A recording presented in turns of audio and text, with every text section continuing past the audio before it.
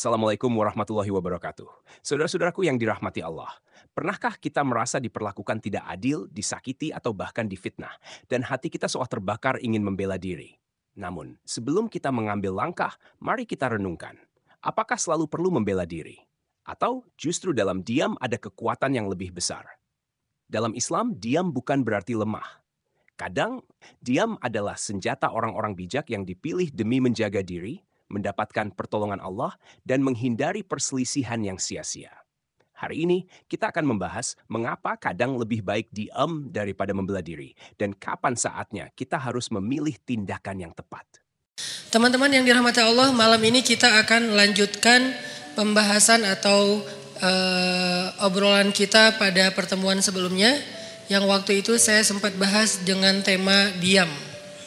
Kebenaran setelah pembahasan dengan tema diam ini, ada beberapa pertanyaan yang saya lihat di sosial media, terutama di komen postingan-postingan saya, yang menurut saya belum tuntas pemahamannya. Sehingga muncullah komen-komen yang ada yang sifatnya bertanya, ada yang sifatnya menyimpulkan. Kalau yang sifatnya bertanya buat saya itu sangat fair, karena namanya orang gak paham maka dia bertanya. Tapi kalau yang sifatnya menyimpulkan lalu keliru, buat saya harus diluruskan. Nah, dari pembahasan diam atau pembahasan sabar atau pembahasan mengalah atau pembahasan jangan membalas keburukan dengan keburukan dan seterusnya, saya melihat kadang-kadang sebagian dari kita memahaminya tidak utuh, memahaminya tidak kondisional, tetapi mengeneralisir pemahaman itu dalam kasus apapun, dan ini tidak berlaku dalam Islam. Karena dalam Islam itu selalu ada yang namanya dhawabit, detail masalah. Masalahnya apa dulu? Sehingga nggak boleh seseorang itu mengeneralisir sebuah jawaban kalau ternyata memang kasusnya berbeda.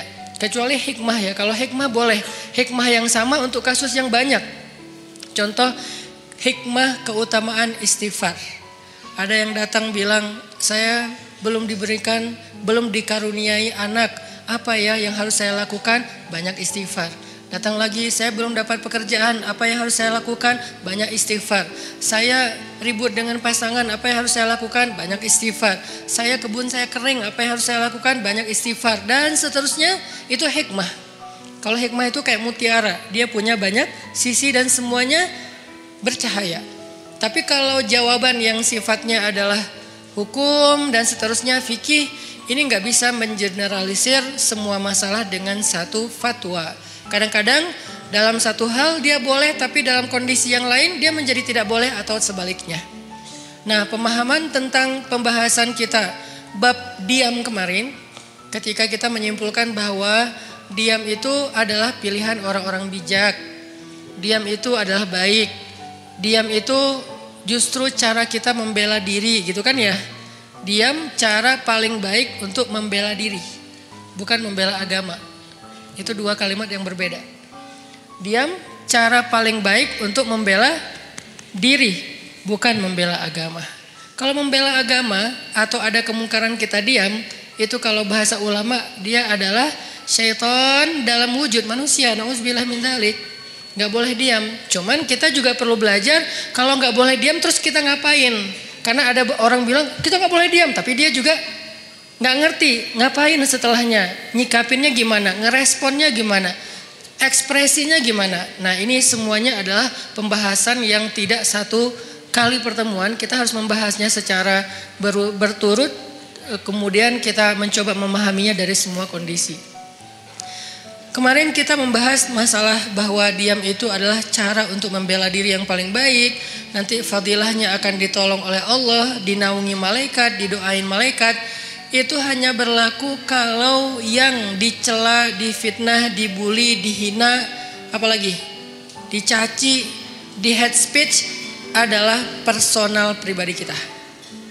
Berlaku kalau yang dihina itu adalah pribadi kita. Walaupun tetap kemarin saya tegaskan, pilihan sikap bukan hanya diam. Kita boleh bersikap dengan merespon. Seperti yang saya cerita, ada Rachel dia merespon, tapi dengan cara agak easy going, santai gitu, nggak terlalu emosional. Itu juga boleh. Atau kita mengambil sikap menjelaskan, tabayun bahasa yang sering kita dengar, itu juga boleh. Atau kita mengambil sikap marah. Atau ada orang ya, jangan kita lah ya. Kalau dalam kasus ini ada orang mengambil sikap marah, dia tersinggung. Kita harus memaklumi karena dia manusia biasa selama marah dan tersinggungnya tidak berlebihan. Jadi ini banyak pilihan sikap. Tapi di antara semua pilihan sikap itu ternyata pilihan diam menjadi salah satu yang terbaik. Salah satu yang terbaik, bukan satu-satunya. Sehingga nanti kalau ada ustadz lain atau ada anggapan lain mengatakan ini pilihan yang terbaik ketika kita lagi disakiti secara pribadi, itu juga mungkin salah satunya. Saya nggak mau mengatakan, mengklaim satu-satunya yang terbaik itu adalah yang saya katakan. Enggak, salah satunya. Ternyata diam adalah salah satu pilihan sikap paling baik dan paling insya Allah luar biasa hasilnya kalau kita sedang mengalami kezoliman terhadap diri kita secara pribadi. Tapi terhadap orang yang dalam tanggungan kita, keluarga kita, orang tua kita, pasangan kita, anak kita, saudara kita, bahkan saudara seiman kita, itu beda lagi. Karena kalau misalnya ada saudara seiman kita disakiti, kita diam, berharap terus nanti malaikat akan mendoakan kita, ini kayaknya ini agak klise ya. Enggak seperti itu pemahamannya. Kalau saudara seiman kita dizolimi, disakiti, maka berlakulah hadis Nabi, tolonglah saudaramu yang zalim atau yang terzolimi. Yang zalim atau yang terzolimi. Para sahabat bertanya, ya Rasulullah, menolong saudara kami yang terzolimi, kami mengerti, maklum, itu sesuatu yang semua orang insya Allah memaklumi. Maklum itu bahasa Arab, maklum. Tapi menolong saudara kami yang menzolimi, itu gimana? Kata Nabi, cegah dia dari perbuatan zalim, berarti engkau telah menolong dia. Ini artinya menolong saudara kita yang dalam keadaan terzolimi, teraniaya, difitnah, disakiti, kita boleh menolongnya, kita boleh merespon, kita boleh membela, tapi dengan cara-cara yang juga harus ada di dalam etika moralnya seorang yang beriman. Tapi kalau diri kita, maka contoh-contoh yang saya angkat kemarin rata-rata lebih ke sikap dia kalau dia pribadi yang disakiti. Ada siapa kemarin? Maryam. Ada Aisyah nanti di surat An-Nur. Ketika Aisyah dituduh selingkuh dengan Sofwan, Aisyah diam. Maryam dituduh berzina, gak punya suami tapi punya anak, Maryam diam. Nah ini artinya yang dituduh, yang disakiti itu adalah personal orangnya, sehingga sikap orang itu adalah diam setelah dia mencoba untuk tabayun sewajarnya. Sekali, dua kali, setelah itu tidak dilanjutkan karena sudah dijelaskan, sehingga tidak berlanjut dengan perdebatan. Itu adalah tutorial diam dalam kondisi ketika kita sedang disakiti. Lalu bagaimana kalau misalnya yang dibully, yang difitnah, yang dicela, yang dihina itu adalah agama. Bukan pribadi kita, tapi agama. Contoh yang bagian dari agama udah gak bisa dipisahin itu pertama adalah masalah Allah sebagai Rabb. Sembahan, pencipta, pemilik, pemelihara, harapan kita, tempat kita bergantung. Pokoknya dengan segala keluasan makna Rabb. Kalaupun gak utuh, agar mudah dipahami kita menyebutnya Tuhan. Walaupun itu bukan kalimat yang bisa menjelaskan secara utuh dari makna Rabb. Tapi setidaknya sedikit menjelaskan kepada kita, oh Allah berarti Tuhan. Kalau Allah sebagai Tuhan yang dicela gimana? Kalau Nabi sebagai Rasulullah, kekasih Allah, teladan kita, kekasih kita yang dicela gimana? Kalau syariat yang dicela gimana? Kadang-kadang bukan dicela secara langsung, tapi dibikin jadi tidak berharga. Itu juga mencela kan?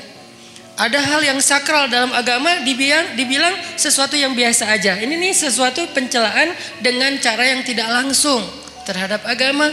Nah, gimana kita responnya? Apakah kita diam? Apakah kita merespon? Terus gimana cara kita ngerespon? Itu yang akan kita bahas pada malam ini.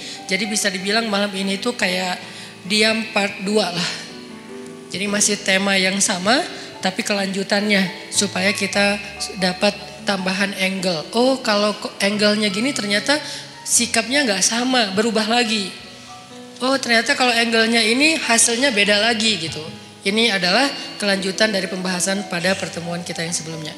Oke, sebelum kita membahas lebih lanjut tentang diam part 2 ini, cara kita menyikapi orang yang menyakiti hal-hal yang prinsip dalam keimanan kita, Allah, Rasulullah, syariat, Al-Quran, hadis, ulama, apalagi orang soleh, termasuk bahkan saudara, keluarga, masyarakat, tetangga, mukmin disakiti, gimana sikap kita? Maka sebelumnya yuk kita sama-sama tilawah dulu firman Allah di dalam surat Ali Imran ayat 181. Di sini ada cerita yang berkaitan dengan tema kita. Karena menjelaskan sesuatu dengan cerita itu kayaknya akan jauh lebih universal. Surat Ali Imran ayat 181. 181. A'udzu billahi minasy syaithanir rajim. Bismillahirrahmanirrahim. Laqad sami'a Allahu qaulal ladzina qalu innallaha faqir. الذين قالوا إن الله فقير ونحن أغنياء سنكتب ما قالوا وقتلهم الأنبياء بغير حق ونقول ذوقوا عذاب الحريق ذلك بما قدمت أيديكم وأن الله ليس بظلام للعبيد. Nah, sebelum kita baca terjemah, saya pengen ceritain dulu sedikit adegan yang berkaitan dengan ayat ini. Satu hari Abu Bakar As-Siddiq lagi main ke sebuah kawasan atau ke sebuah pasar tempat orang-orang Yahudi ngumpul. Jadi kayak di Madinah itu kan ada orang Islam sama orang Yahudi kan hidup berdampingan.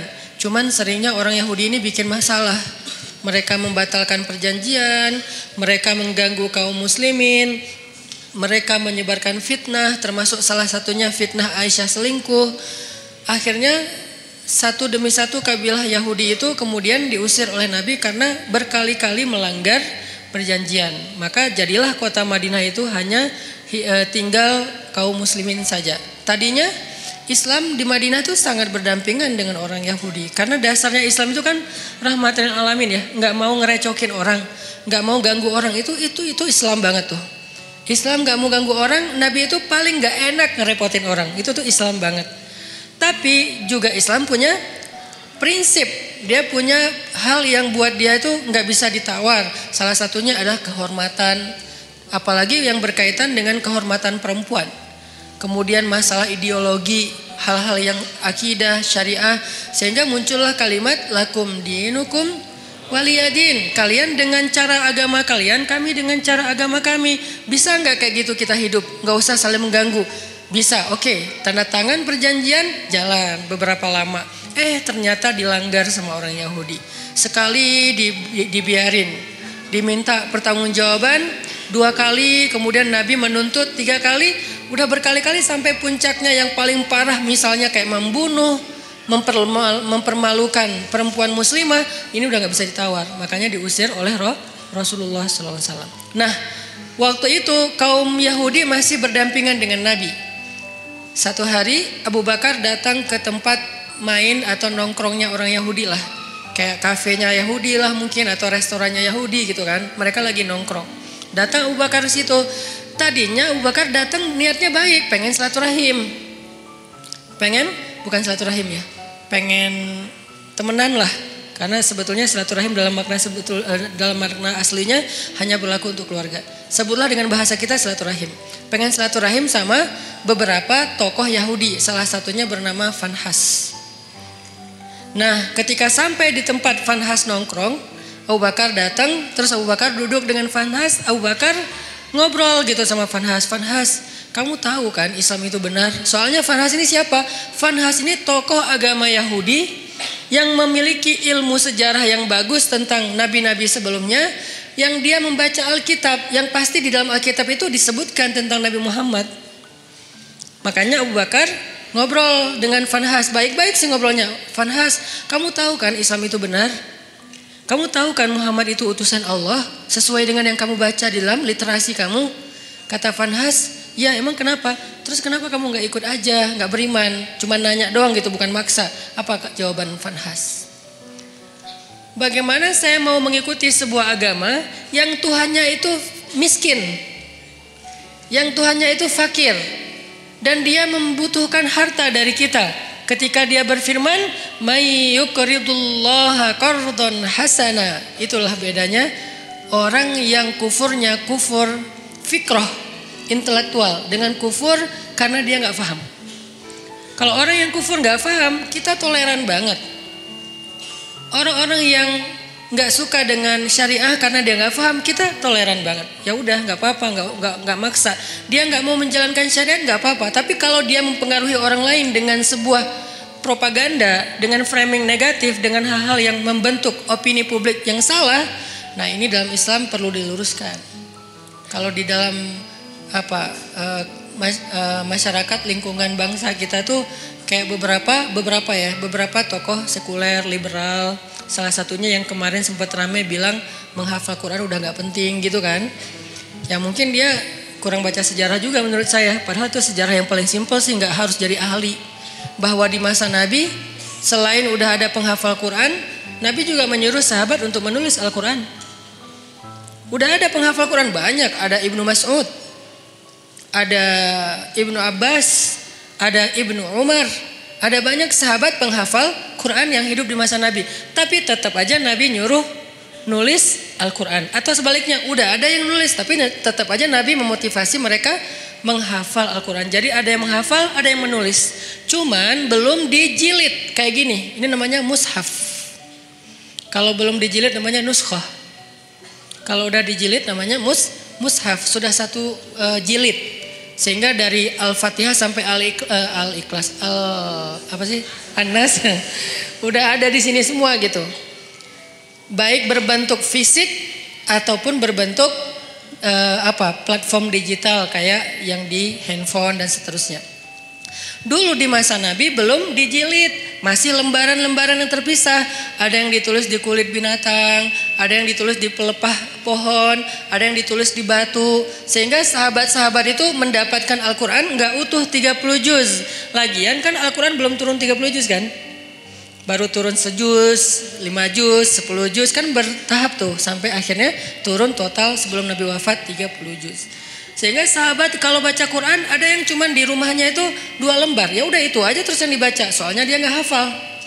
Ada sahabat yang baca Quran 1 juz, ya udah itu aja yang dihafal, yang dibaca. Baru kemudian dijilid pada masa Abu Bakar As-Siddiq atas inisiatif dari Umar bin Khattab. Kata Umar, ya Abu Bakar, kenapa nggak kita jilid aja Al-Quran supaya nggak berceceran di mana-mana? Kata sahabat yang lain, ya Umar, gimana kita mau melakukan sesuatu yang tidak dilakukan Nabi?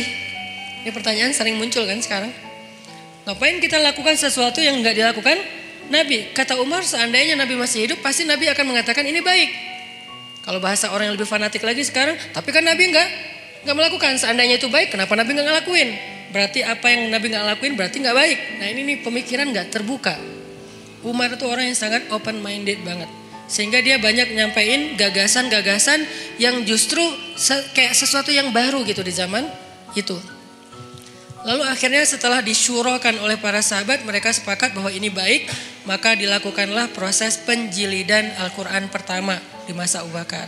Kemudian diulangi lagi, lebih teratur lagi di masa Utsman bin Affan. Karena di masa Utsman itu ada semacam polemik soal tata cara membaca Al-Quran. Karena banyaknya orang non-Arab yang masuk Islam.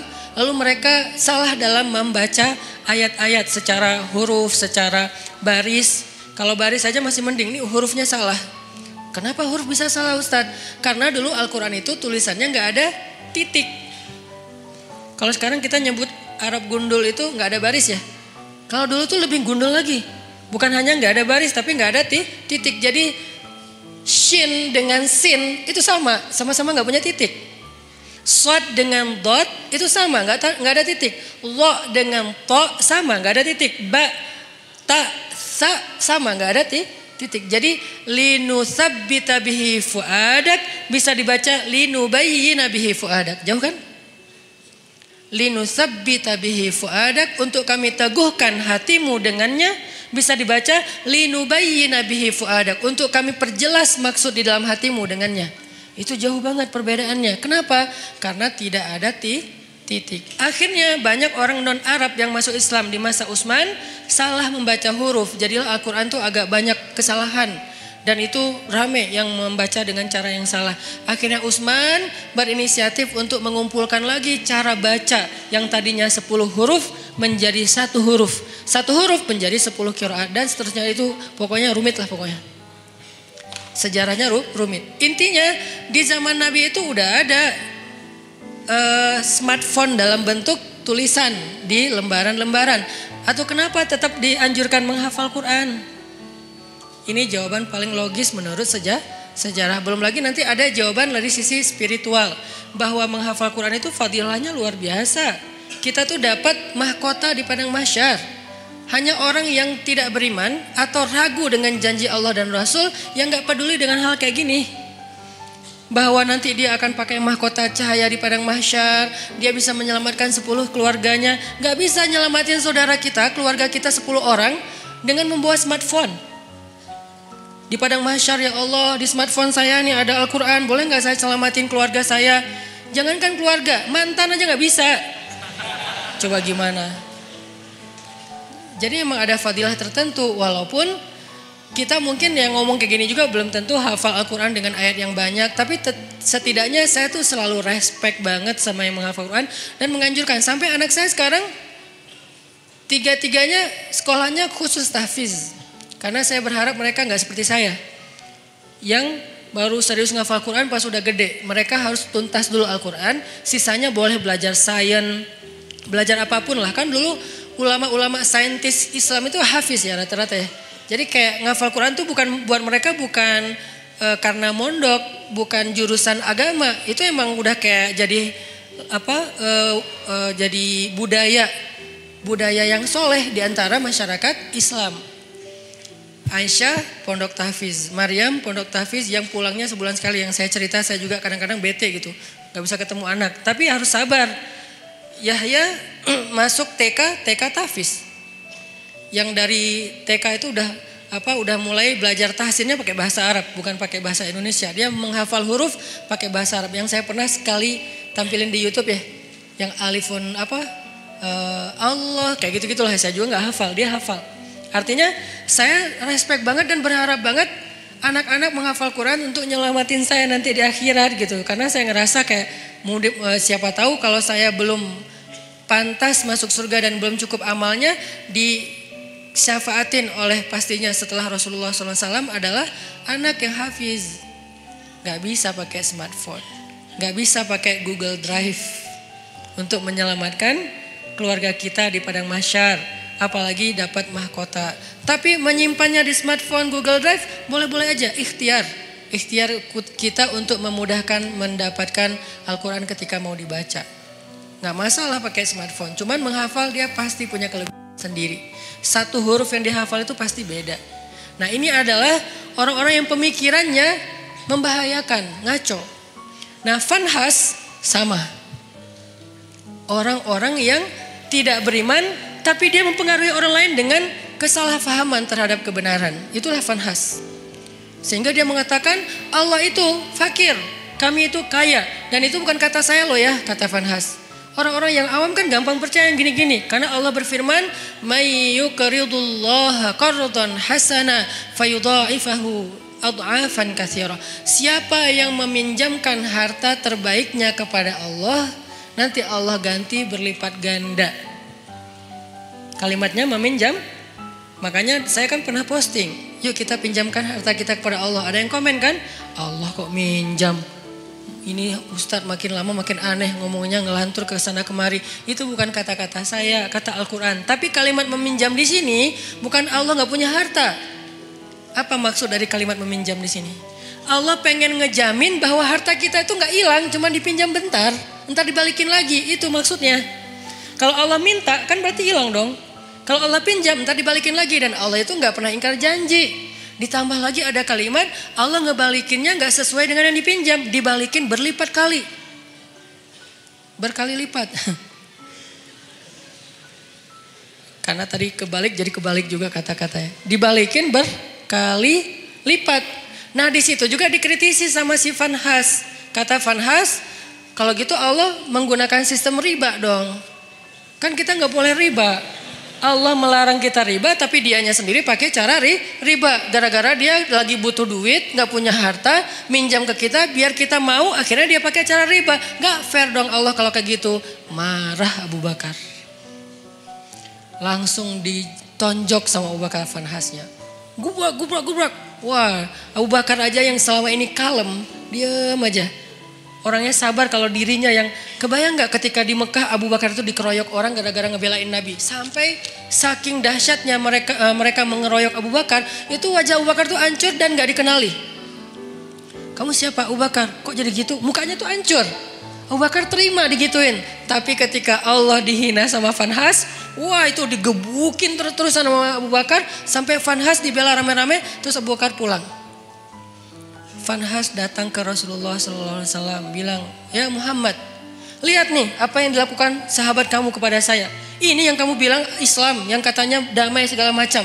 Siapa yang melakukan itu? Abu Bakar. Rasulullah aja gak percaya. Abu Bakar? Kalau Umar, Nabi percaya. Karena Umar kan orangnya tegas, keras kan. Ghalidun syadid, itu julukan Umar. Keras dan tegas, Umar. Sampai ada yang datang ke rumah Umar nanya tentang satu masalah. Kata Umar, kenapa kamu tanya ke saya? Kan ada Rasulullah di tengah-tengah kita. Jadi gak boleh nanya fatwa hukum tentang agama kepada seseorang ketika ada Nabi di situ, tuh gak boleh. Salah fatal. Sama kayak kita ada ulama, nanyanya yang bukan ulama, gak boleh nanya ke ulama aja. Makanya ketika kita nanya tentang agama bukan ke ulama, padahal di bangsa Indonesia ini banyak ulama, kita tuh udah salah. Jadi nanya aja udah salah, pasti jawabannya lebih salah. Walaupun benar tetap salah. SOP-nya gak kayak gitu. Nah ada orang datang ke Umar, nanya tentang agama. Kata Umar, kenapa kamu gak nanya ke Rasul? Masa nanyanya ke saya? Kata dia, saya udah datang ke Rasul. Terus apa jawaban Rasul? Jawaban Rasul saya gak berkesan. Maksudnya kayak, bukan itu yang saya harapin. Dia kayak maksa gitu, pengen jawaban sesuai harapan dia. Kan ada orang kayak gitu kan. Nanya pengen nemu jawaban sesuai harapan. Kalau nggak nemu nanya lagi ke ustadz yang lain. Sampai nemu yang mengatakan, oh ya udah ini halal. Baru dia bilang, tuh kan kata saya juga.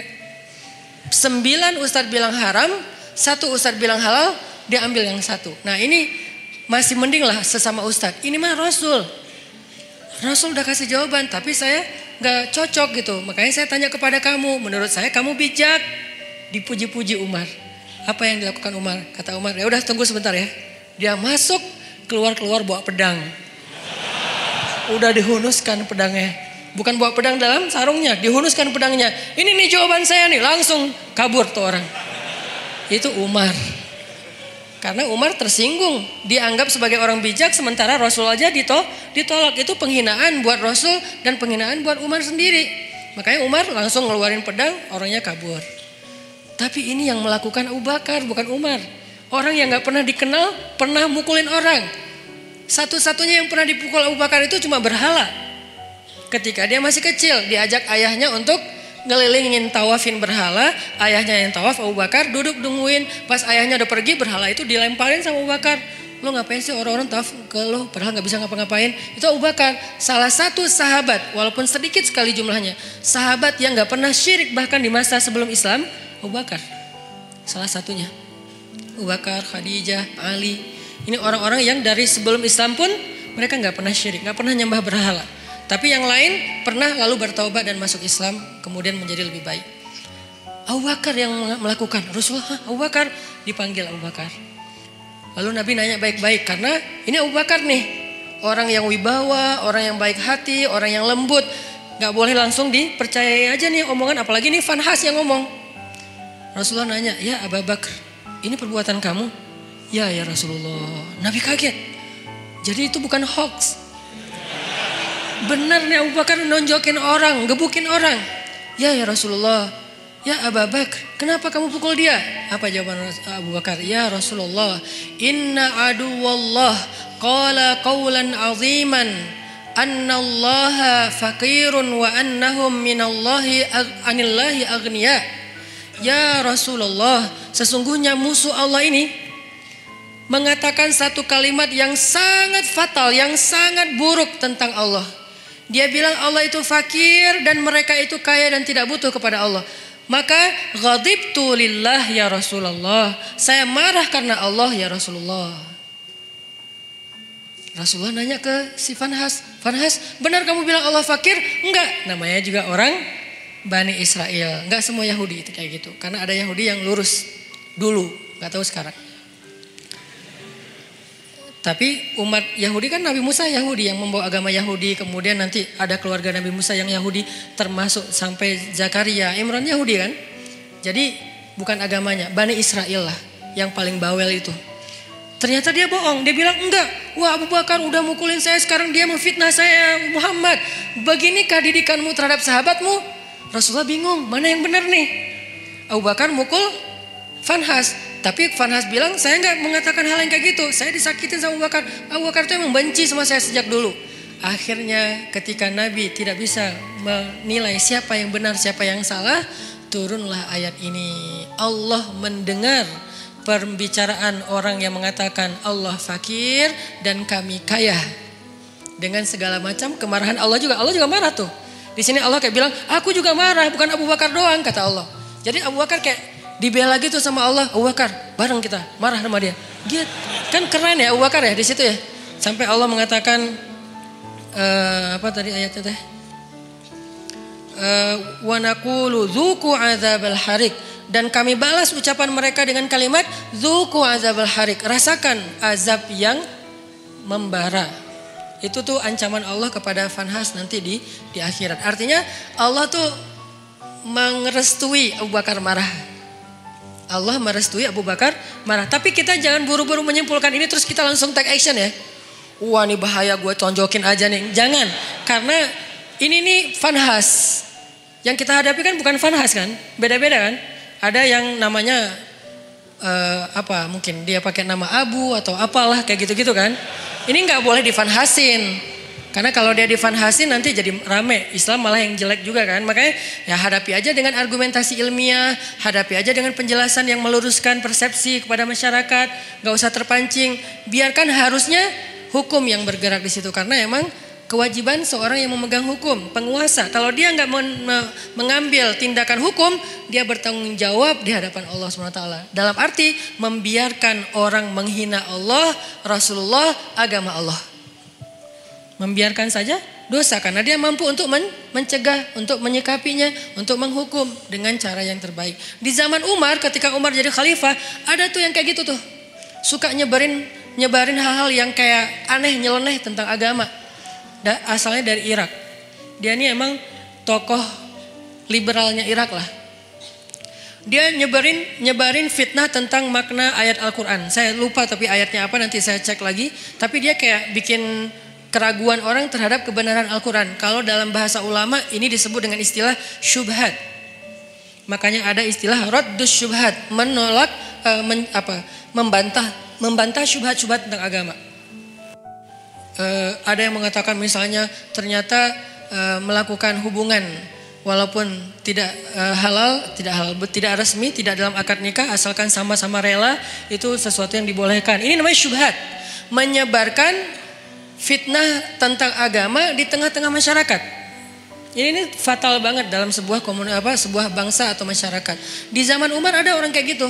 Kalau kita baca sejarah kekhalifahan Umar itu luar biasa loh.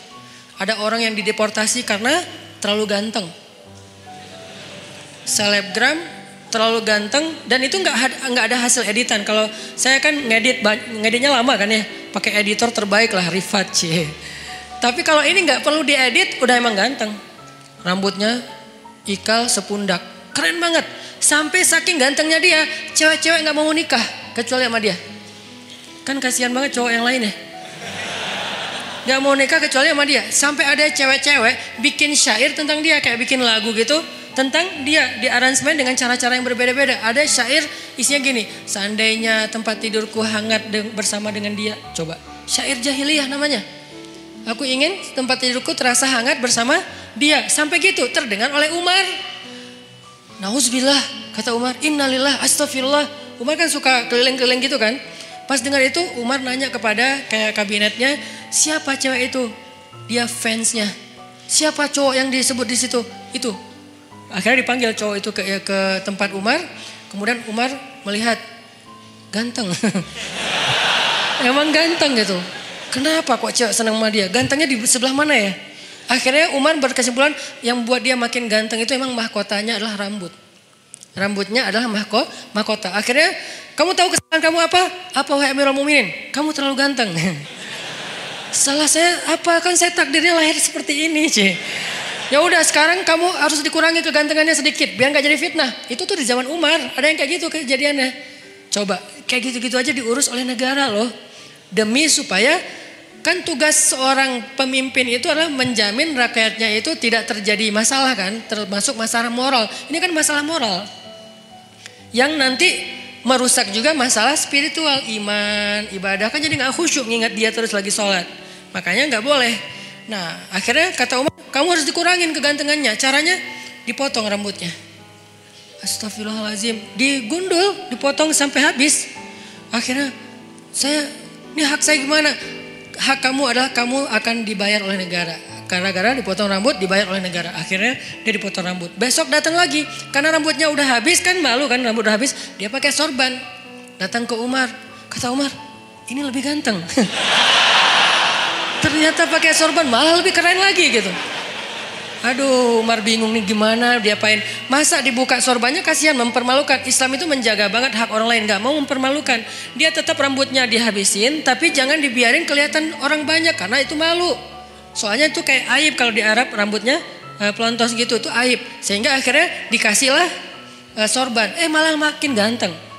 Umar bingung. Akhirnya Umar memutuskan dia harus dideportasi ke sebuah kampung yang isinya nenek-nenek. Kampung itu nenek-neneknya pas dia datang, gitu. Kan parah juga nih nenek-nenek. Akhirnya dia dideportasi ke luar negeri yang kampungnya isinya orang ibu-ibu tua. Yang dia atas tindakan itu dia digaji oleh pemerintah. Ini adilnya Islam, hukum tegak tapi fair. Hukum tegak tapi fair. Dia nggak hanya dideportasi terus biarin dalam keadaan terlunta-lunta, enggak. Dia dikasih gaji oleh pemerintah. Tapi dia sendiri di tempat yang terasing. Tiba-tiba ibunya di kota Madinah datang ke Umar dan mengatakan, celaka engkau wahai Amirul Mukminin. Kenapa saya celaka ibu? Kata Umar. Karena engkau duduk bersama anak-anakmu, putra-putramu, dan engkau bersama dengan mereka dalam keadaan nyaman, bahagia, tapi engkau memisahkan saya dengan putra saya. Siapa putra ibu? Fulan _ Fulan. Oh yang selebgram itu? Iya. Ya udah ibu maunya apa? Saya jauh dari putra saya kangen dengan putra saya. Kamu tahu nggak sih rasanya kangen gitu kan? Terus gimana maunya ibu? Saya pengen ketemu putra saya. Ya udah akhirnya diputuskan oleh Umar, ibunya juga ikut dengan anaknya tinggal di sana dibiayai oleh negara. Itu tuh masa kekhalifahan Umar sampai hal-hal kayak gitu diurus. Termasuk laki-laki yang dari Irak tadi, orang sekuler Irak yang pengen ngacak-ngacak pemikiran umat Islam tentang Al-Quran. Dia mengatakan ini lihat nih ayat nih kayak gini-gini. Tapi dia ngomongnya kemana? Dia ngomongnya di pasar, bukan di majelis para ulama. Bukan di masjid, di pasar. Karena kalau di pasar kan jarang ada ulama nih. Sehingga orang percaya aja sama dia, sama omongannya. Dipanggil sama Umar. Tahu gak kesalahan kamu apa? Apa? 2. 1. kamu sudah menyebarkan fitnah agama di tengah-tengah masyarakat sehingga mereka ragu tentang Al-Quran. 2, kalau kamu nggak ngerti ayat itu harusnya kamu tanya kepada ulama, bukan nanya kepada orang awam. Atas kesalahan yang fatal ini maka saya hukum kamu dengan dicambuk. Karena dia udah nyebarin banyak fitnah. Orang sampai ragu nggak mau lagi baca Quran. Orang menganggap Al-Quran itu nggak otentik segala macam. Itu kan banyak kan obrolan orang sekuler tentang kayak gituan. Akhirnya dicambuk dan diancam. Kalau kamu masih melakukan hal yang sama, maka saya akan berikan hukuman yang lebih berat. Akhirnya dia pulang ke Irak dan sejak itu dia taubatan nasuha. Itu terjadi. Nah, Vanhas kayak gitu banget. Yang nyebarin fitnah tentang agama Allah. Allah fakir, Allah itu riba dan seterusnya. Sehingga akhirnya Allah turunkan ayat tadi dan Allah membela Abu Bakar As-Siddiq. Nah, kalimat yang saya pengen kita renungkan dari kalimatnya Abu Bakar itu apa? Ghadibtu lillah ya Rasulullah. Saya marah karena Allah ya Rasulullah. Apa pelajarannya di sini? Ternyata Islam itu juga menganjurkan marah. Menganjurkan cinta, menganjurkan maaf, menganjurkan sabar, menganjurkan tersinggung, menganjurkan marah, menganjurkan membalas. Ada semuanya, tapi kondisinya berbeda-beda, konteksnya berbeda-beda. Kalau kita salah konteks, nggak jadi ajaran Islam lagi. Itu yang harus kita pelajari. Jadi bukan hanya agama cinta, tapi juga ada anjuran untuk supaya kita marah dalam kondisi tertentu.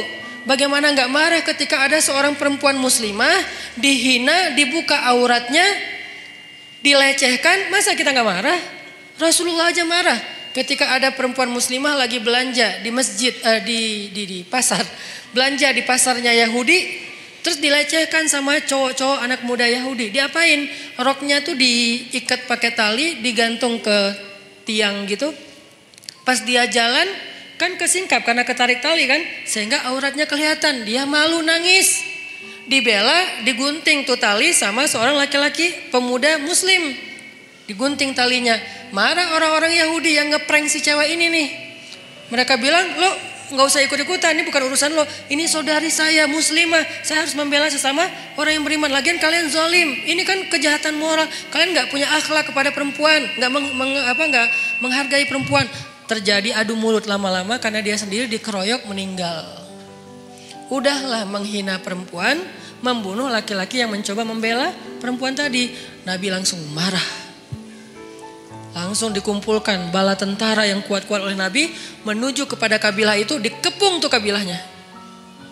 Setelah dikepung, Nabi memberi mereka kesempatan, 2 pilihan. 1, pergi, 2, perang.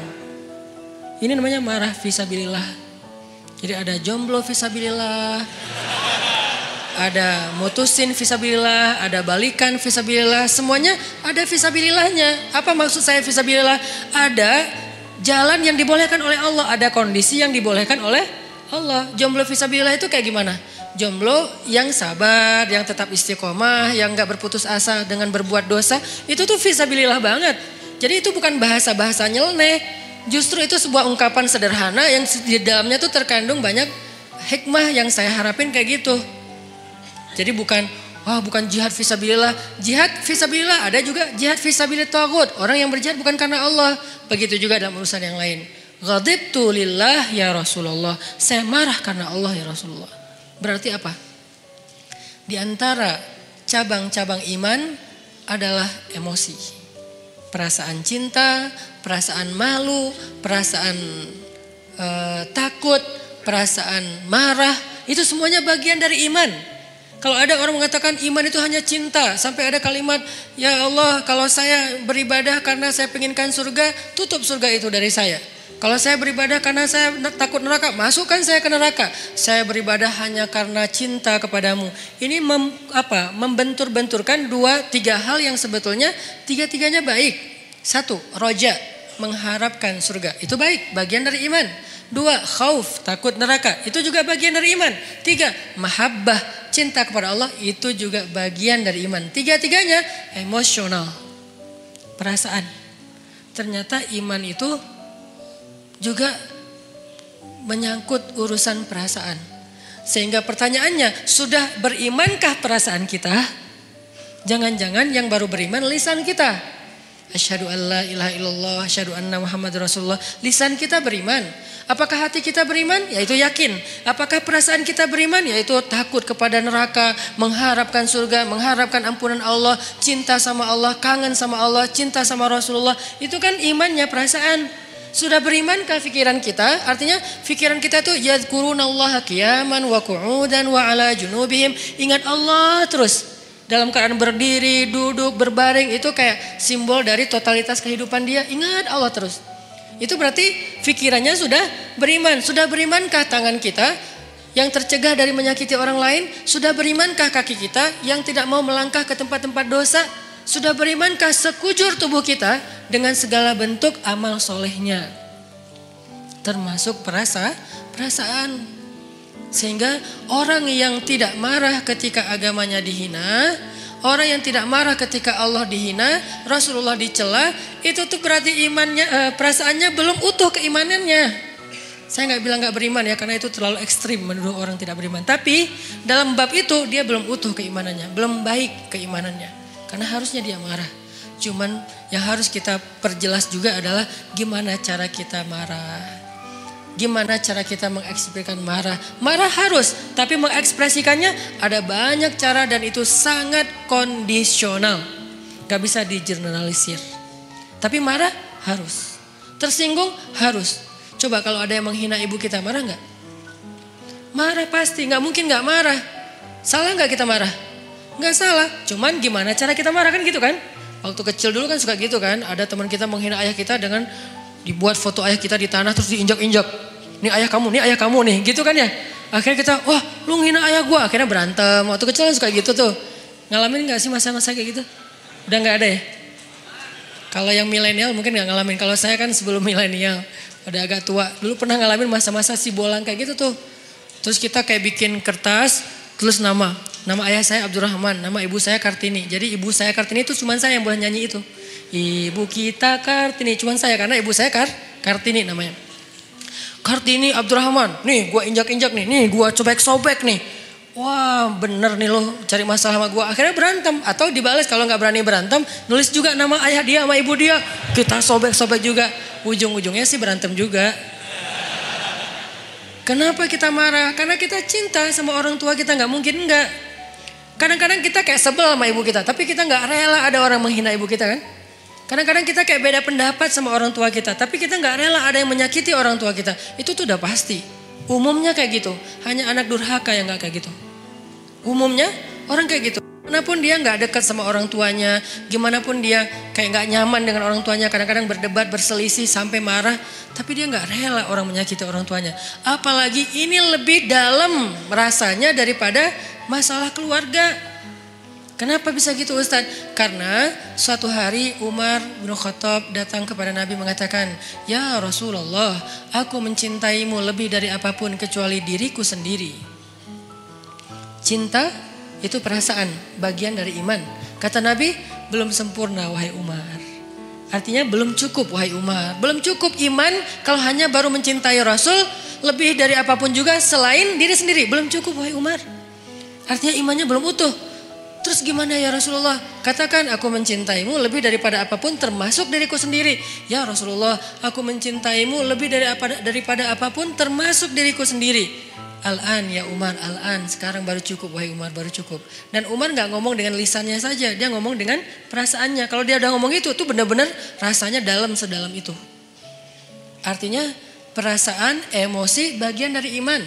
Sehingga yang harus kita syahadatkan dalam tanda petik, yang harus kita islamkan, yang harus kita cas terus keimanan dalam diri kita, bukan hanya wawasan di kepala kita dengan duduk di taklim, bukan hanya lisan kita dengan mengucapkan kalimatan thayyibah, tapi juga termasuk rasa, perbuatan, akhlak, semuanya harus ditanya, sudah berimankah diri kita? Sudah berimankah akhlak saya? Sudah berimankah pandangan saya? Karena pandangan orang yang beriman tidak akan melihat aurat. Pandangan orang yang beriman tidak akan melihat yang dosa. Nanti di atas mereka ada yang lebih dahsyat lagi. Jangankan aurat orang lain, aurat sendiri aja gak mau ngelihat. Siapa dia? Ali bin Abi Thalib. Aurat sendiri aja gak ngelihat. Coba, kebayang gak tuh? Ya gak usah dibayangin juga sih. Aurat sendiri gak mau ngelihat. Saking Karamallahu wajhah, saking mulianya wajah dan matanya Ali bin Abi Thalib. Aurat sendiri gak mau lihat. Dalam peperangan dia duel sama musuh, kemudian dia menebas kaki musuhnya dengan pedang Ali, lalu tersobeklah pakaian laki-laki tersebut dan kelihatan pahanya. Ali langsung palingkan wajahnya, gak mau ngelihat paha musuh coba. Padahal lagi perang tuh, bukan lagi jalan, lagi kayak kena motor atau apa misalnya sobek, enggak. Dan itu cowok. Kebayang gak cewek? Kalau kita cewek, ini cowok. Artinya ya apa sih, teman doang atau apa gitu kan ya. Walaupun ada sebagian yang mengatakan paha bukan aurat. Kalau yang mengatakan paha bukan aurat berarti adegan itu bukan paha, lebih dari itu. Kalau yang mengatakan paha itu aurat berarti kejadian itu hanya sebatas paha. Dua-duanya pendapat ulama dan kita hargai. Yang jelas Ali gak mau ngelihat, langsung memalingkan wajahnya. Nah musuhnya kan curang, di mana-mana kan di film juga yang fiktif, yang namanya antagonis selalu curang kan. Gak ada yang antagonis tapi baik hati, itu namanya bukan antagonis, hero. Dia pasti curang. Begitu Ali sebagai superhero-nya balik arah, dia nyerang, curang kan. Tapi Ali, yang digituin Ali gitu, salah orang. Ali balik arah, justru pedangnya tuh lagi siaga. Begitu dia nyerang, diputerin lagi tuh pedang, putus leher musuh tersebut. Dan itu musuh bukan orang biasa, legendnya orang Mekah. Yang sahabat-sahabat gak berani duel sama dia, diam semuanya. Ali yang berani. Siapa yang mau menantang saya? Diam sahabat yang lain. Kata Ali, gak ada yang bangkit. Ya Rasulullah saya. Kata Rasulullah, Ali duduk. Duduk aja Ali. Gak ada cowok di antara kalian yang berani nantang saya. Marah kan Ali digituin kan ya. Sahabat-sahabat diam. Kenapa gak ada yang bangkit? Itu tuh terkenal Amru, orang yang paling jago berpedang di antara orang Mekah. Belum pernah kalah sama sekali. Jadi benar-benar menang KO terus gitu. Amru yang menantang. Diam. Ali bilang, ya Rasulullah saya. Ali, aku gak tega kalau sesuatu terjadi sama kamu. Rasulullah aja kayak ngerasa Ali gak bisa ngalahin dia. Ali diam, tapi gregetan banget. Siapa yang berani nantang saya? Atau kita pulang aja nih, udah beres. Akhirnya, ya Rasulullah, jangan biarkan dia menghina Islam. Biarkan saya menghadapi dia, Allah yang akan menolong saya. Ali hati-hati ya. Ya Rasulullah, datanglah Ali. Akhirnya tarung dan Ali menang telak dalam pertarungan waktu itu. Ini nih karamallahu wajah. Matanya itu mata yang beriman. Telinganya telinga yang beriman. Lisannya lisan yang beriman. Wajahnya wajah yang beriman. Gimana wajah yang beriman? La tahkiranna minal ma'rufi syai'a walau antalqa akhaka biwajhin taliq. Janganlah kalian ngeremehin amal soleh walaupun kecil, walau sekedar bertemu dengan saudaramu dengan wajhun, wajah, bahasa Arab jadi bahasa Indonesia, wajah yang apa, sumringah, wajah berseri-seri, wajah yang happy. Jangan ketemu teman kita cemberut aja. Kamu kenapa? Enggak, emang muka saya emang kayak gini. Nah, kalau itu beda ya. Tapi berusaha untuk tersenyum. Itu tuh wajah beriman. Jadi wajah aja, ada wajah beriman, ada yang wajah tidak beriman. Wujuhu yauma idzin muswaddat, gitu ya kurang lebih. Pokoknya wajah mereka hari itu dalam keadaan tertutup debu, dalam keadaan apa? Alaiha ghabarah, dalam keadaan tertutup debu, dalam keadaan hitam legam. Itu wajah orang kufur. Sedangkan orang yang beriman, wajahnya bercahaya, wajahnya happy, wajahnya bahagia. Dari sejak di dunia. Wajah kita sudah berimankah? Kemudian apa lagi? Hati kita sudah berimankah? Perasaan kita sudah berimankah? Tangan, kaki kita sudah berimankah? Rambut kita sudah berimankah? Dan seterusnya, semuanya. Gimana rambut yang beriman Ustadz? Nabi melarang kita untuk membuat rambut yang terlalu ditipisin sebelah ya. Sampai tinggal di atas doang gitu kan. Itu dalam Islam dilarang. Berarti rambut yang beriman yang gak kayak gitu. Kalau ditipis sedikit gak apa-apa. Tapi ini tipisin habis tinggal gini doang. Ya itu tidak dianjurkan dalam Islam. Berarti rambut yang beriman, rambut yang biasa-biasa aja. Kalau bisa agak luar biasa dikit. Tadi kayak cowok yang keren tadi, rambutnya sepundak, ikal. Kalau nggak mampu Ustadz, karena kalau udah saya panjang nggak turun ke bawah, naik ke atas, ya udah jangan dipaksain.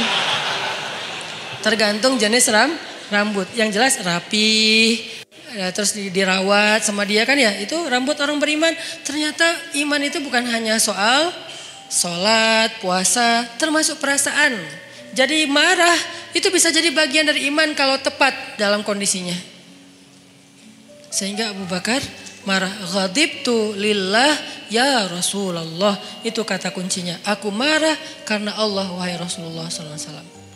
Sehingga kita wajib marah teman-teman. Sampai Nabi pernah mengatakan juga dalam masalah perasaan dan iman itu ada hubungannya. Kata Nabi, salasun man kunna wajada fihi halawatal iman. Man kunna fihi wajada halawatal iman.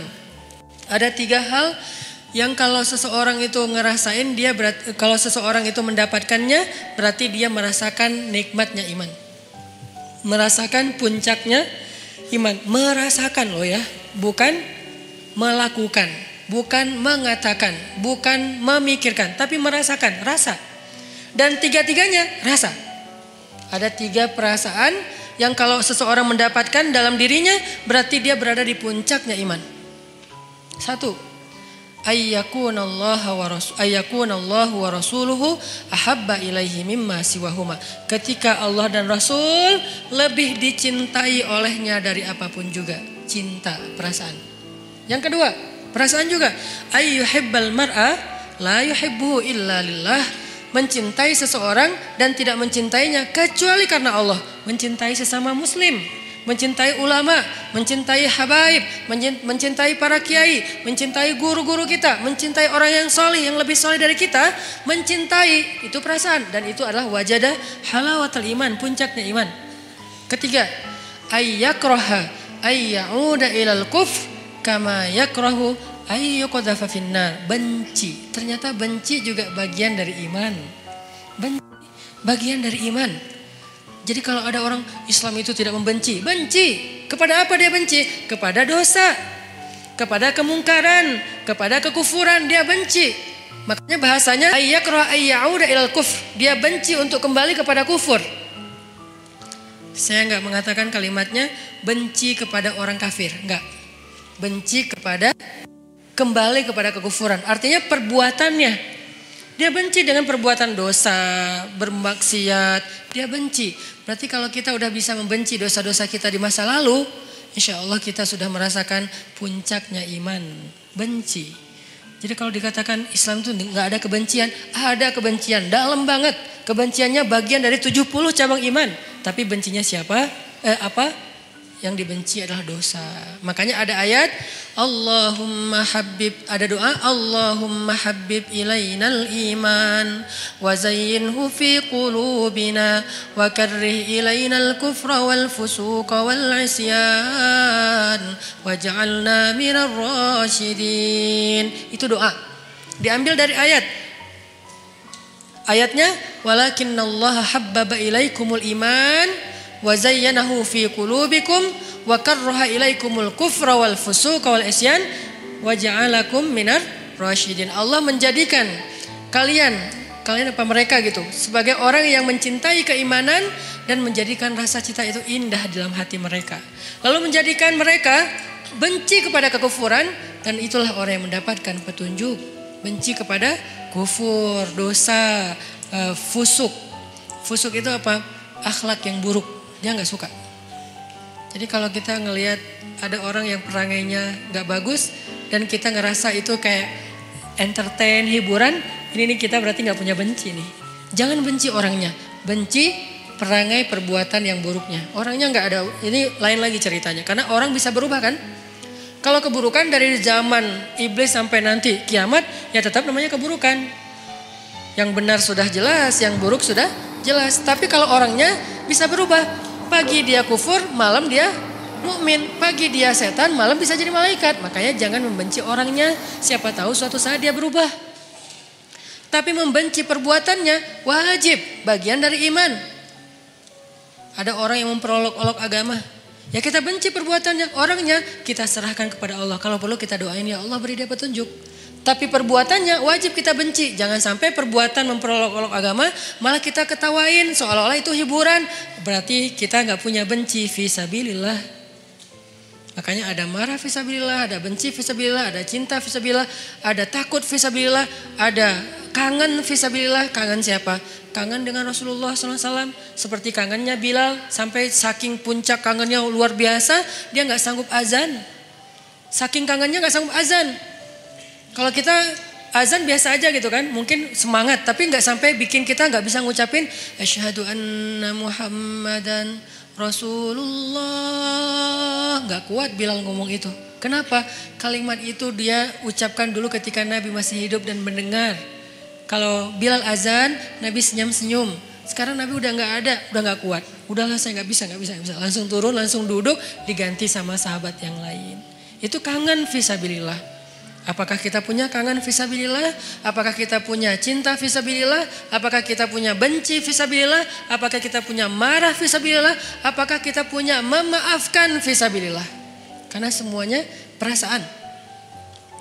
Sakit hati fisabilillah ada, tapi ada juga sakit hati yang nggak dibolehin. Baper fisabilillah banyak, makanya baper itu bisa jadi ibadah. Tergantung konteks. Kan baper itu bawa perasaan kan? Benar nggak sih artinya? Salah satu di antara baper yang berpahala yang gimana? Baper ketika sholat. Allahu Akbar. Idza waqa'atil waqi'ah. Udah mulai baper tuh.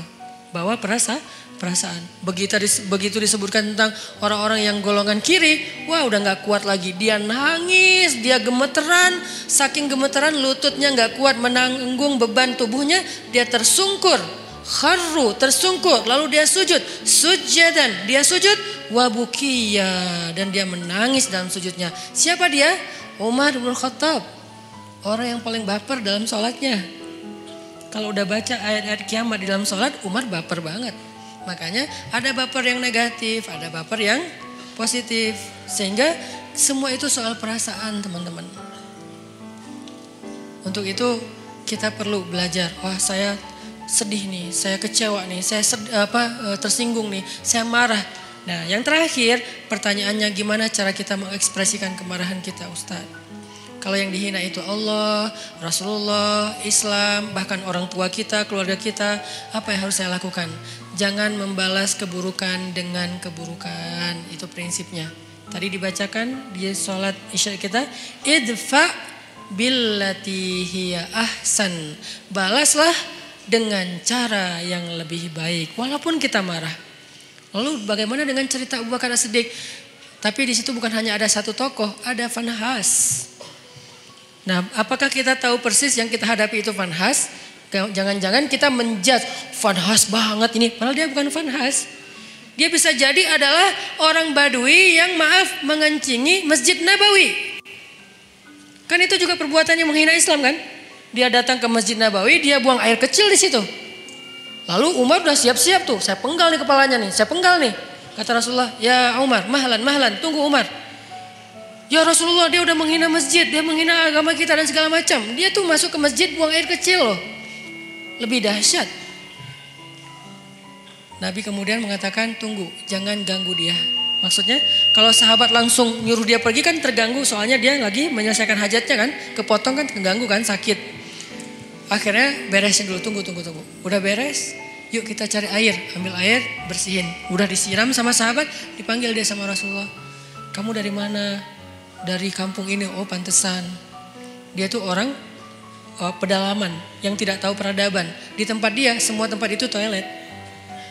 Karena buat mereka tuh kan biasa aja. Maaf ya, di beberapa tempat kita ngeliat kadang-kadang orang buang air sembarangan kan.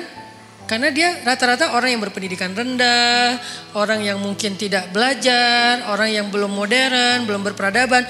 Buat dia biasa aja kayak gitu, malah kadang-kadang gak malu. Nah laki-laki ini kayak gitu kondisinya, orang jahil, orang badui, orang pedalaman, gak pernah belajar. Dia gak tahu kalau ini tempat suci, dia buang air aja di situ. Ditanya sama Nabi dari mana, dari tempat ini. Oh kamu tahu gak ini tempat apa? Gak tahu. Ini tuh rumah ibadah kami, di sini kami menyembah Allah, kami belajar, kami duduk di sini, kami menjaga kesuciannya. Tadi kamu sudah mengotori tempat ini. Oh saya nggak tahu. Saya nggak ngerti, maafin saya ya nggak apa-apa. Terus Nabi ngobrol panjang lebar sama dia sampai saking baiknya Nabi bisa membuat dia terkesan dengan obrolan Nabi. Akhirnya dia masuk Islam. La ikraha fiddin, tidak ada paksaan dalam agama. Tapi yang ada ta'liful qulub, membujuk hati. Kemarin pas saya jalan ke Korea, saya ngobrol sama Chan, sama sekali saya nggak mau ngomongin Islam di depan dia kalau dia belum bertanya. Tapi alhamdulillah sepanjang saya di sana nggak ngomongin Islam sama sekali. Pas pulang baru semalam dia posting foto-foto kita di sana, dia bilang sekarang saya merasa tertarik untuk belajar Islam setelah bertemu dengan Ustadz Hanan dan keluarga. Ternyata kok asik banget, santai, saya nggak dipaksa, saya nggak dimarah-marahin. Pas saya salah membeli makanan Korea, apa namanya teh? Apa? Bukan samyang. Ya cireng lah pokoknya. Cireng Korea gitu ya. Kimbap. Nah, pas lagi beli kimbap kan ada porknya kan. Cuman dia nggak dimasukin ke dalam gulungan kimbap itu, dia kan salah. Tapi saya malah saya malah bayarin, bukan membeli, saya malah bayarin karena udah terlanjur dibeli pasti harus dibayar. Akhirnya kalau belum terlanjur dibeli saya nggak akan beli. Tapi karena udah terlanjur dibeli dan pasti Chan akan bayar, saya bayarin. Tapi saya nggak mau makan, saya ngomong ke dia pelan banget, Chan maaf ya, maaf banget nih. Saya tahu kamu niatnya baik, tapi maaf karena kamu nggak paham tadi itu ada pork di situ. Walaupun nggak dikasih ke sini tetap nggak boleh bagi kami, maaf ya.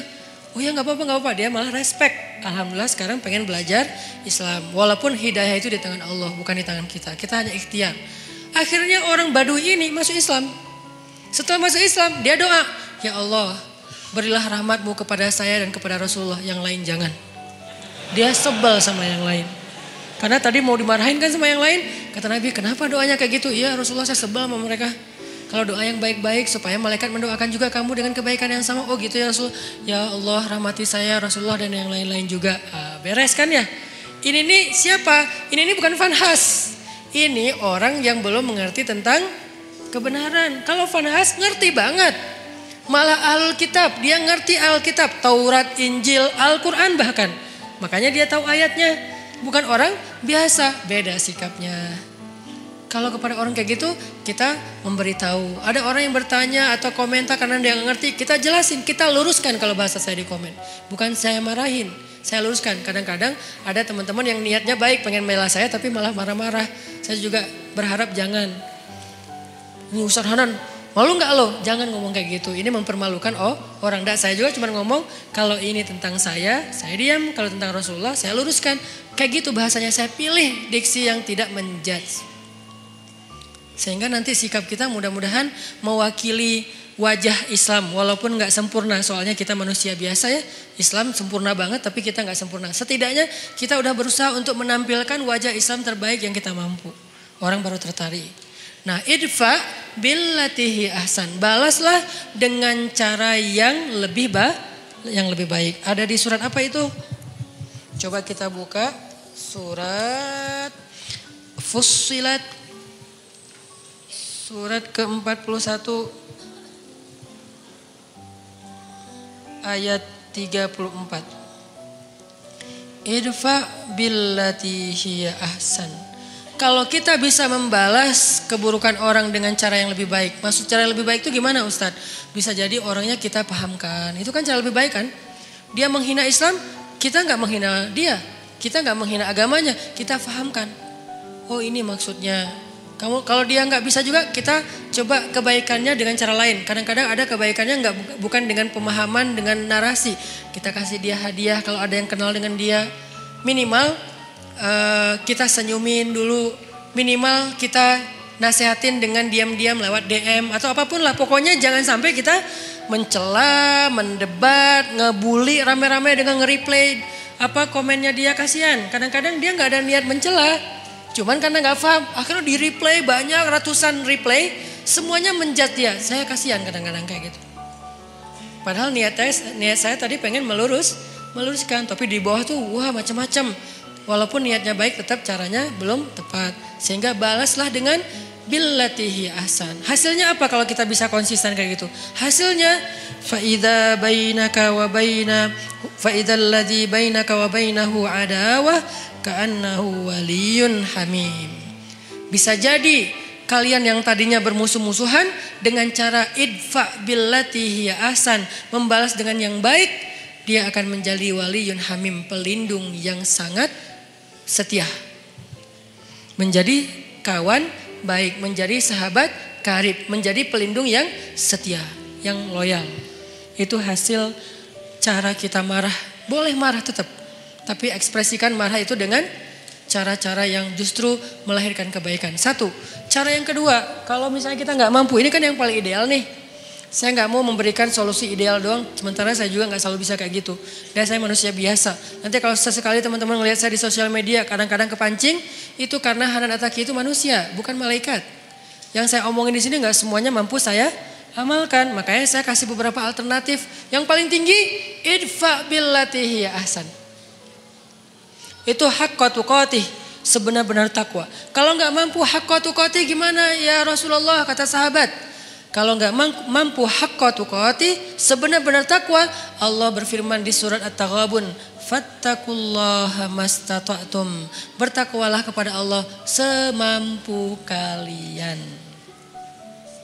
Allah aja kayak gitu coba. Pertama disuruh apa? Sebenar-benar takwa. Dalam kasus ini sebenar-benar takwa adalah balaslah keburukan dengan kebaikan. Itu sebenar-benar takwa. Yang paling ideal udah. Tapi kan kadang kita mampu, kadang enggak kan? Kadang-kadang kita memang benar-benar mampu dan kita kayak takjub gitu. Kok saya bisa ya membalas keburukan dengan kebaikan. Di komen negatif, di hate speech kita balas makasih. Kadang bisa. Kadang orang ngomong baik-baik kita malah marah-marah. Namanya juga manusia. Naik turun imannya. Kalau iman lagi naik jadi malaikat. Kalau lagi turun jadi setan. Kan gitulah kita ya. Sehingga Allah tahu banget lah kita tuh manusia biasa. Sehingga setelah Allah bilang ittaqullaha haqqa tuqatih, bertakwalah dengan sebenar-benar takwa. Salah satu kasusnya adalah balaslah dengan yang lebih baik. Allah katakan fattaqullaha mastata'tum. Kalau nggak bisa maka bertakwalah kepada Allah semampu kalian. Di akhir surat At-Taghabun. Jadi dua ayat ini saling mengutuhkan. Nah dalam kasus semampu kita gimana? Coba teman-teman buka Al-An'am.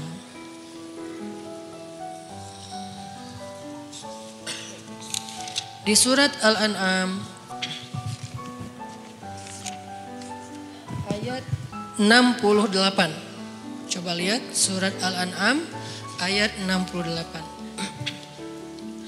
Wa idza ra'aital ladzina yakhuduna fi ayatina fa'arid anhum hatta yakhudu fi haditsin ghairi wa imma yunsiyannaka asyaitanu fala taq'ud ba'da adh-dhikra ma'al qaumidh zalimin. Kalau ada orang yang memperolok-olok ayat Allah, yang memperolok-olok agama Allah, yang memperolok-olok syariat Allah, maka janganlah kamu, maka berpalinglah kamu dari mereka. Itu kalau kita nggak bisa membalas dengan yang lebih baik, udah berpaling aja, jangan ikut-ikutan. Di grup, ya udah, diam. Live group Ustadz, ya mungkin ayat ini salah satu ayat tentang anjuran untuk live group. Kalau isi grupnya terus-terusan, semuanya kompak, hanya ngomongin yang nyeleneh-nyeleneh, kayak hal-hal yang aneh tentang agama, syubhat, ya udah kita dianjurkan oleh surat Al-An'am ayat 68 untuk live group. Ini juga live group fisabilillah. Live group karena Allah, bukan karena kita masalah personal. Saya nggak nyaman lagi di situ. Kenapa? Saya sering dicuekin. Itu bukan fisabilillah. Kalau saya broadcast nggak ada yang respon. Kalau teman saya broadcast semuanya nyamber. Kayaknya mereka nggak senang sama saya. Udahlah saya live aja. Itu tuh bukan fisabilillah. Boleh nggak Ustadz? Boleh. Tapi bukan fisabilillah. Jangan bilang-bilang ini fisabilillah loh ya. Enggak. Tapi kalau isinya gibah, isinya fitnah, isinya berita bohong, isinya mencela, isinya hal-hal yang gak penting, bukan gak penting, hal-hal yang dosa. Maka kata Allah, a'rid hanhum, tinggalkan mereka. Tinggalkan mereka dalam konteks sosmed, live group, unfollow, atau minimal gak usah terlibat. Terus kata Allah, kalau setan membuat kalian lupa dengan anjuran ini, anjuran untuk pergi ninggalin mereka, maka janganlah kamu tetap di situ ketika kamu ingat. Sampai tegas banget Allah suruh pergi. Kalau kita lupa nih, soalnya kan kita manusia biasa. Mereka ngomong segala macam, kita diam aja. Tapi kita nggak pergi. Nah, kalau kita pas ingat, aduh, oh iya ya, ini udah ngomongin tentang agama yang aneh-aneh nih. Ya udah deh, saya pergi. Nah, pergilah kalau kalian tidak mampu untuk memperbaiki keadaan itu. Ini. Jadi kalau kita nggak bisa memberitahu dengan baik-baik, nggak bisa menjelaskan, kadang-kadang kita kalah kalah jumlah, kita sendiri yang lain rame-rame, dan mereka kayak kuat banget argumentasinya, sombong pula. Kalau argumentatif doang masih bisa lah, tapi ini disertai dengan sombong kan susah ya. Udah tertutup hatinya, udahlah pergi aja, nggak usah diladenin debatnya. Itu cara kedua. Kalau nggak bisa, idfa billati hiya ahsan.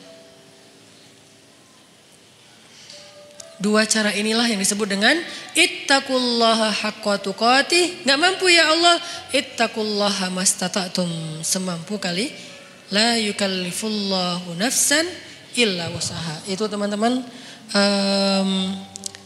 obrolan kita tentang moral yang dikaitkan dengan iman, bab diam part kedua atau jilid kedua, supaya kita paham kapan kita harusnya diam, kapan kita harusnya marah, kapan kita harusnya emosi, takut, benci, suka, segala macam itu ada babnya tersendiri supaya tidak salah. Mudah-mudahan ini bisa memperbaiki perilaku kita, behavior kita.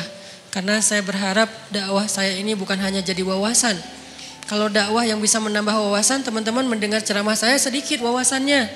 Lebih banyak wawasan dengar ceramah Ustadz Adi Hidayat, Ustadz Abdul Somad. Kalau dengan saya tuh fokus banget dengan daily life. Buat saya kalau hanya wawasan tidak merubah perilaku belum sempurna. Makanya kita bagi-bagi tugas. Ada UAS dan UAH yang mungkin memberi wawasan Islam yang luar biasa. Ada UHA yang memberikan lebih kepada tutorial daily life yang lebih islami, behavior, persepsi dan seterusnya. Lagian ini tuh praktis insya Allah dalam kehidupan kita di sosial media atau dalam kehidupan sehari-hari.